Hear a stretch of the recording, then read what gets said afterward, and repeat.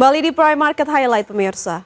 Kementerian Kelautan dan Perikanan berhasil menangkap 2 kapal asing berbendera Filipina yang kedapatan mencuri ikan di perairan Bitung, Sulawesi Utara. Potensi kerugian negara yang berhasil diselamatkan sebesar 31,6 miliar rupiah.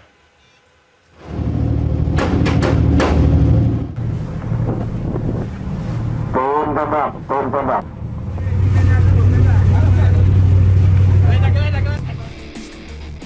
Inilah detik-detik tim pengawas Kementerian Kelautan dan Perikanan berhasil menangkap 2 kapal asing berbendera Filipina yang kedapatan mencuri ikan di perairan Bitung, Sulawesi Utara pada Minggu pagi. Dalam penangkapan tersebut, petugas mengamankan 17 anak buah kapal. Saat ini kedua kapal tersebut sudah diamankan di pangkalan PSDKP di Kota Bitung, Sulawesi Utara dan masih dalam proses penyidikan lebih lanjut. Dalam keterangan resminya, Direktur Jenderal Pengawasan Sumber Daya Kelautan dan Perikanan Pung Nugroho Saksono mengungkapkan, penindakan 2 kapal asing dilakukan setelah adanya laporan dari kelompok nelayan yang curiga dengan keberadaan kapal asing di perairan Indonesia. Adapun potensi kerugian negara yang berhasil diselamatkan sebesar 31,6 miliar rupiah. Itu loh berapa kali kami mendapatkan kerjasama yang baik ini dengan Pok Wasmas dan terbukti kita selalu bisa menyelesaikan dengan baik atas kerjasama ini. Perintahkan kapal kita untuk bergerak di TKP tersebut di Laut Sulawesi terutama. Wilayah Laut Sulawesi diketahui merupakan perairan yang kaya akan sumber daya alam perikanan, khususnya jenis tuna, sehingga menjadi sasaran empuk praktik pencurian ikan oleh kapal asing. KKP berkomitmen akan terus melakukan pengawasan dan meningkatkan koordinasi di wilayah rawan pencurian ikan. Dari Sulawesi Utara, Francine Darungo, Raniston Sanjaya, IDX Channel.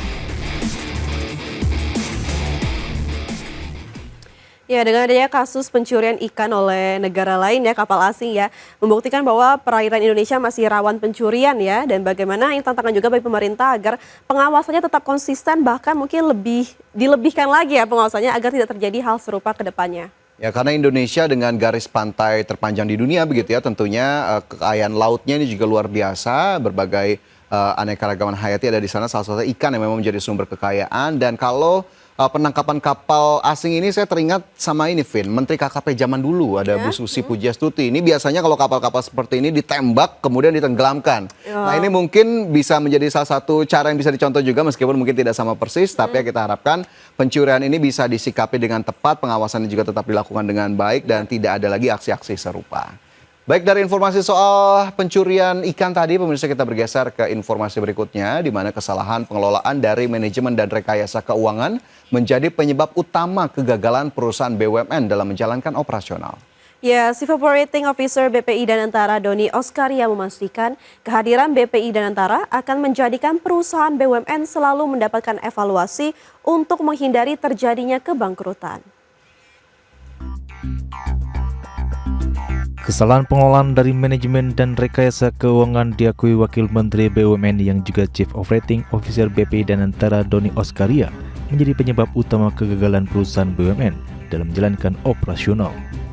Selain itu, perusahaan BUMN yang gagal pada masa lalu juga dikarenakan tidak memiliki visi dalam jangka panjang serta pengawasan dalam operasional yang lemah. Menurut Doni, kehadiran BPI Danantara akan menjadi perusahaan-perusahaan BUMN selalu mendapatkan evaluasi untuk menghindari terjadinya kebangkrutan. Evaluasi juga akan dilakukan terhadap pasar dari BUMN, daya saing, jenis produk dan layanan yang dijual, serta struktur keuangan dan kapabilitas manajemennya. Mati selalu karena 2 hal. Ini pertama itu adalah karena kesalahan pengelolaan daripada manajemennya. Sudah pasti itu hampir yang tutup itu semua karena pengelolaan yang tidak baik. Baik itu pasti ujungnya ada yang korupsi, ada yang rekayasa, over investment, itu pasti karena pengurusnya. Nah, 2 adalah tadi karena adanya rekayasa keuangan yang signifikan. Doni memastikan saat ini Danantara memiliki wewenang untuk memberikan suntikan modal kepada perusahaan-perusahaan BUMN, sehingga tidak akan ada lagi mekanisme penyertaan modal negara dari pemerintah. Pemberian suntikan modal akan melewati proses yang berlapis dan ketat, serta melakukan kajian terkait sektor mana saja dan seberapa besar modal yang akan disuntikan. Dari Jakarta, Riki Anwardi, Tim Liputan ID Action.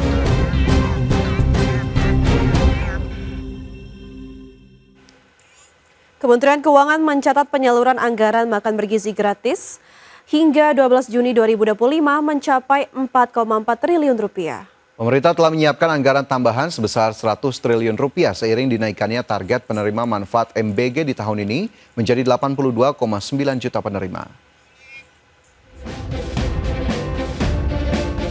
Kementerian Keuangan mencatat penyaluran anggaran makan bergizi gratis hingga 12 Juni 2025 mencapai 4,4 triliun rupiah dan telah dinikmati sebanyak 4,89 juta penerima. Realisasi tersebut naik 1,1 triliun rupiah dari periode akhir Mei yang senilai 3,3 triliun rupiah. Menurut Wakil Menteri Keuangan Suhasil Nazara, pemerintah menargetkan penerimaan manfaat MBG di 2025 sebanyak 17,9 juta orang dengan anggaran mencapai 71 triliun rupiah. Namun, target penerima manfaat MBG pada tahun ini dinaikkan dan menuju 82,9 juta penerima dan dilayani oleh 32.000 satuan pelayanan pemenuhan gizi atau SPPG. Pemerintah kini telah menyiapkan anggaran tambahan dari pagu awal menjadi 171 triliun rupiah. Sesuai dengan arahan Presiden, target penerima manfaat MBG tahun 2025 diarahkan menuju 82,9 juta penerima, dilayani oleh 32.000 SPPG, dan kita menyiapkan anggaran tambahan sampai dengan 100 triliun rupiah yang nanti realisasinya akan kami sampaikan secara rutin, tentu bergantung kepada kecepatan realisasi penerima manfaat oleh Badan Gizi Nasional. Untuk tahun depan, anggaran untuk Badan Gizi Nasional direncanakan senilai 217,86 triliun rupiah. Pagu indikatif BGN ini menjadi yang terbesar dari seluruh kementerian lembaga. Jakarta, Tim Liputan IDX Channel. Badan Gizi Nasional bersinergi dengan Kementerian Pertahanan dan Kementerian Pariwisata untuk menyukseskan program makan bergizi gratis melalui peran Sarjana Penggerak Pembangunan Indonesia atau SPPI.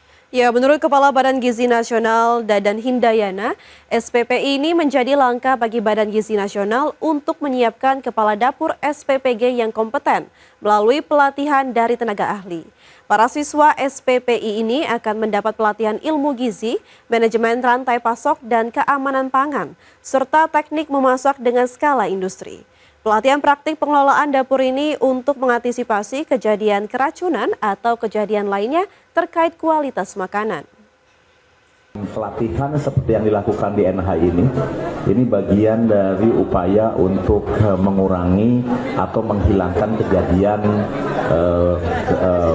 gangguan pencernaan akibat makan bergizi. Jadi kami berusaha sebaik mungkin, target kami adalah 0 kejadian dan kami perketat SOP-nya termasuk pada saat processing pemilihan bahan baku, dan Anda sudah lihat bahwa proses itu sudah dimulai dari ketika mereka Pemirsa, militer Israel hari ini kembali melancarkan serangan yang menghantam lebih dari 20 fasilitas militer dan nuklir di Iran. Informasinya kami hadirkan sesaat lagi, tetaplah bersama kami di Prime Market Highlights.